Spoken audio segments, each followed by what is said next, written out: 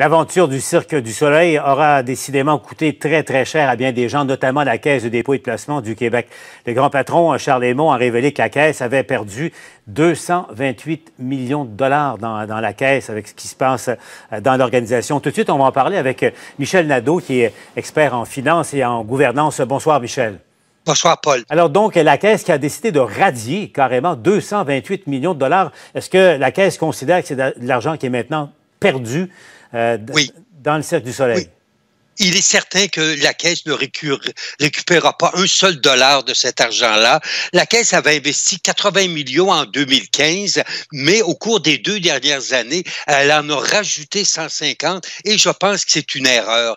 Elle n'aurait pas dû, compte tenu des mauvais résultats financiers du Cirque du Soleil, la Caisse, si on avait bien analysé les bilans du Cirque du Soleil, n'aurait pas dû racheter le 10% de M. de la Liberté et prêter 40 millions au Cirque du Soleil. Ce fut une erreur, oui. Parce que Guy Laliberté, lui, a tout vendu juste à temps et sont l'ensemble des contribuables qui vont finalement assumer les coûts de ça.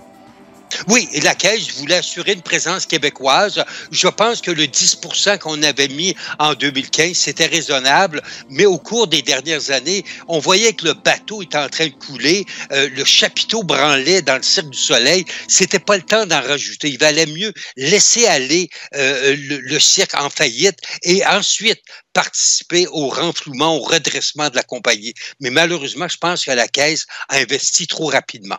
Michel, plaçons ça justement dans le contexte de la relance peut-être de la Caisse, du Cirque du Soleil, pardon. Michel, qu'est-ce qu'on doit comprendre de cette décision-là stratégique de la Caisse de dépôt et de placement? Ben, je pense que la Caisse veut être présente auprès des entreprises québécoises.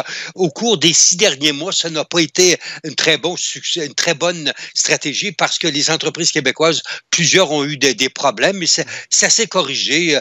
WSP, CGI ont perdu un peu, mais elles se sont redressées dans le courant de l'été après le 30 juin. Or donc, dans le cas du Cirque du Soleil, là, par contre, les 228 millions, c'est perdu à tout jamais. Et pour la Caisse, ceci s'ajoute à ces difficultés dans les centres commerciaux où la crise a forcé la fermeture de tous les commerces durant 4 mois. Le fait aussi que la Caisse a été frappée par le virus en n'investissant pas assez dans les technos comme Google, Apple, Amazon, Facebook.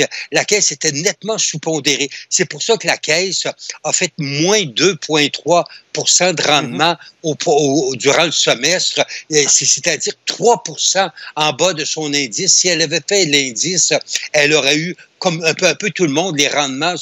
Paul, vous et moi, on a probablement eu entre 0 et 1% au cours du premier semestre, mais dans le cas de la Caisse, c'est moins 2,3 à cause des centres commerciaux, du placement du Cirque du Soleil et finalement de la sous-pondération dans les titres de technologie.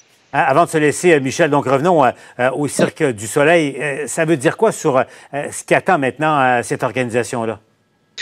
C'est les créanciers, ce sont des fonds torontois et américains qui ont racheté la dette de la Caisse et ce sont eux maintenant qui vont devenir les propriétaires du Cirque du Soleil. Ils vont rajouter un petit peu d'argent, mais je pense que moi, je me tiendrai loin d'un investissement dans le Cirque du Soleil avec la pandémie, avec la distanciation. Il n'y a pas d'endroit sur la planète où les gens sont plus collés les uns sous les autres que dans un chapiteau de cirque. Exact. Donc, avant fin 2021, je ne crois pas que les grands spectacles qui ont fait la gloire et le bonheur du cirque à Las Vegas et ailleurs dans le monde reprennent de façon très active. Merci, Michel. Au revoir, Paul.